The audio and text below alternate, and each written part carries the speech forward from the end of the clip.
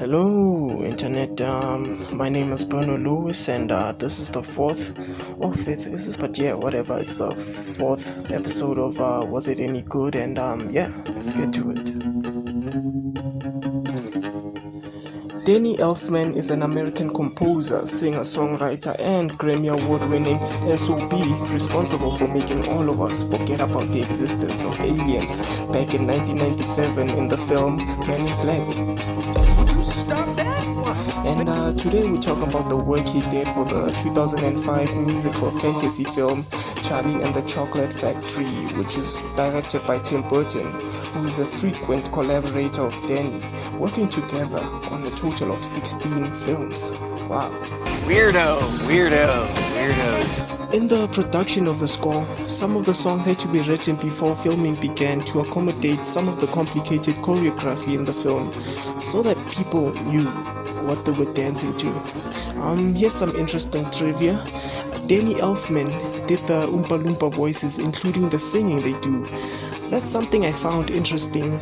It's not every day you have a composer scoring and singing in the film they're working on, which I guess shouldn't be that surprising given that Danny was in a band called the Oingo Boingos before being a composer. Here's another piece of trivia. This film score, or rather the whole film, was made simultaneously alongside Corpse's Bride. That's another film directed by Tim Burton and scored by Danny Elfman. It means that these two had double duties. And before we continue, I'd like to ask you to like and subscribe to the channel, and yeah, do the things, and let's get to it. Take on this. Main titles. Yes. This is how you know you're listening to a Danny Elfman. The introduction to this world is an expressive theme, letting us know what to expect for the duration of the score. It's usually that long graphic credit scene in the beginning of the film. Spider-Man had it, and Men in Black had it, and they're all beautiful. This one creeps us out with its harps and eerie choir, giving off an alien industrial feel to it. There's a reason this man has done so many Tim Burton films. He has an ability to scare us, but not the traditional I'm scared. It's that I'm creeped out more than anything type scared, and it's beautiful. It's a beautiful intro to this world. You think he's a genius, but he's an idiot. Wonka's for shop. This has such a mischievous and fantastical feel to it. It sounds like we're in this world of wizards and we don't quite know where everything is, so we're looking around at everything in awe, and then the brass and organ sneak in to make us feel a touch of danger, but then that's overpowered by the triumphant horns, and then everything is wrapped up in a pretty bow by the violins. If you had to choose only one half of your son, which one would it be? What kind of a question is that? The Indian Palace. Here we're taken to the east with mesmerizing sarangi, violin and tabla. Then the song seamlessly transitions from an eastern piece to a more western, with the thick brass letting its presence be felt as this big and scary monster, which leaves an opening for the high strings, which sends us back to the wizard place. You're really weird. Wheels in motion. Wheels in motion is reflective in its inception. Do you hear that? That's poetry, man. It's on some, hey, do you remember when life was amazing? And then it transitions into this anxious pace with the violin appropriately slowing the song's pace. And then everything from there builds up to be a whimsical party. Like, you know, it's everything from there builds up to be this goofy fiasco. Yeah. I'm using the word fiasco because it sounds funny, like the song. The best kind of prize is a surprise. Charles's birthday bar. Charles's birthday bar has a lullaby beginning. It sounds like you're 7 years old in your room, just waiting to fall asleep while it rains outside. Seriously, I cannot understand a single word you're saying. The golden ticket. This is what it sounds like when stuff is going according to plan. This song is happy in nature, but it has that nervous slash cautious energy that you just can't shake off. And then towards the end of the song, the choir gives us confirmation that we're still on track. It's all cool. It's so angelic, but that doesn't mean the nervous energy is gone. It sounds great. It sounds weird. Wonka's welcome song. Wonka's welcome sounds sweet and colorful, which is appropriate because he makes sweets and stuff. And with the lyrics reminding us just how sweet, generous, and smart really is, the song is basically a fever dream. That's what it is to me, at least. That doesn't make sense. For your information, little girl, whipped cream isn't whipped cream at all unless it's been whipped with whips. Loompa Land.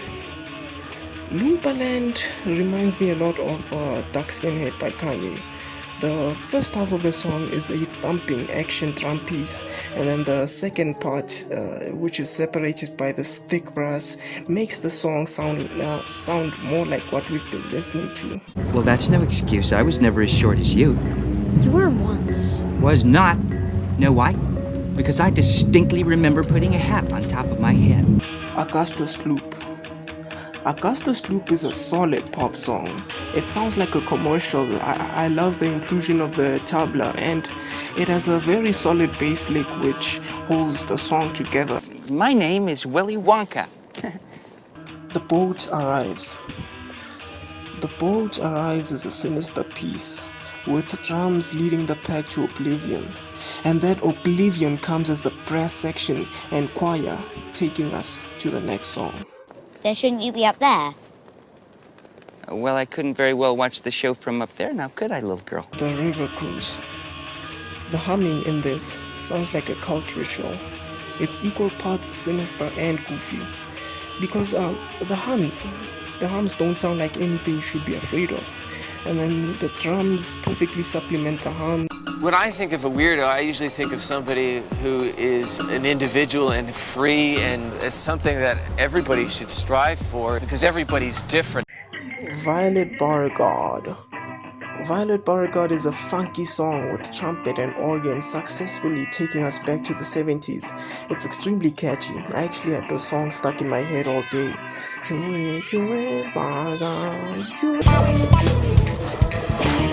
First Candy. They say the first time is the one you remember, and this song enforces that notion with a cold choir that sticks in your head in the middle of the song, and you will remember. I'm sorry, darling. Mr. Wonka's being unreasonable. Veruca Salt. Veruca Salt sounds like an 80s sitcom opening or the Christmas episode of something. It's euphoric with the happy guitar. It's so different from everything we've been listening to.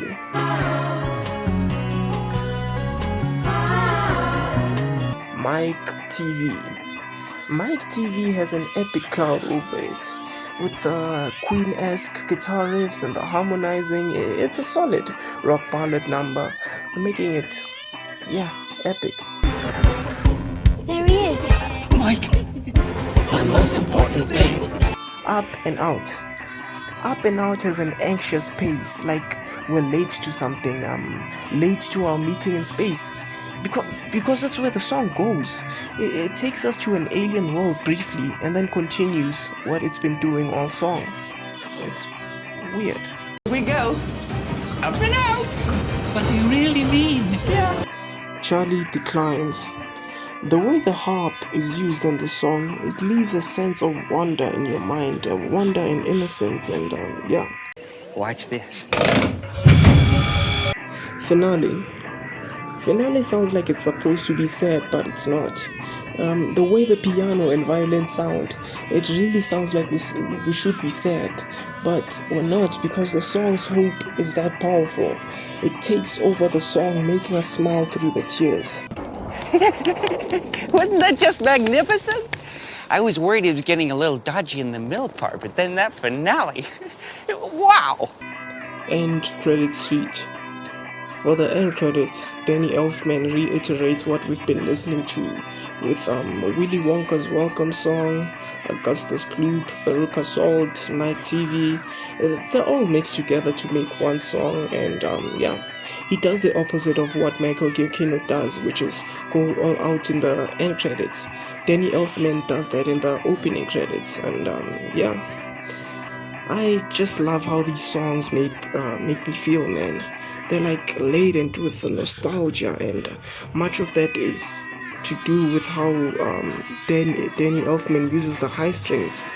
The high strings have this way of sounding innocent, and I think Danny knows that, and he makes full use of that. And low instruments like the brass are seldom used in this because they usually make the song feel heavy or scary. And I think, yeah, the high nature of this score is what makes it feel that way. It makes it feel innocent, nostalgic, and pure.